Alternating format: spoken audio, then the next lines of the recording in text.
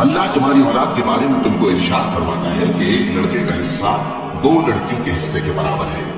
और अगर औलाद मैयत सिर्फ लड़कियां ही हों, यानी दो या दो से ज्यादा, तो कुल तरके में उनका 2/3 है, और अगर सिर्फ एक लड़की हो तो उसका निस्फ है, और मैयत के माँ बाप का यानी दोनों में से हर एक का तरके में 6वां हिस्सा है, बशर्ते कि मैयत की औलाद हो।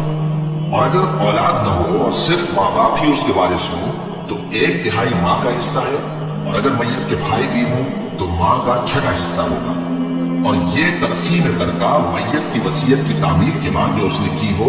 या कर्ज के अदा होने के बाद जो उसके जिम्मे हो अमल में आएगी। तुमको मालूम नहीं कि तुम्हारे बाप दादों और बेटों और पोतों में से फायदे के लिहाज से कौन तुमसे ज्यादा करीब है। ये हिस्से अल्लाह के मुकर्रर किए हुए हैं और अल्लाह सब कुछ जानने वाला है, हिकमत वाला है।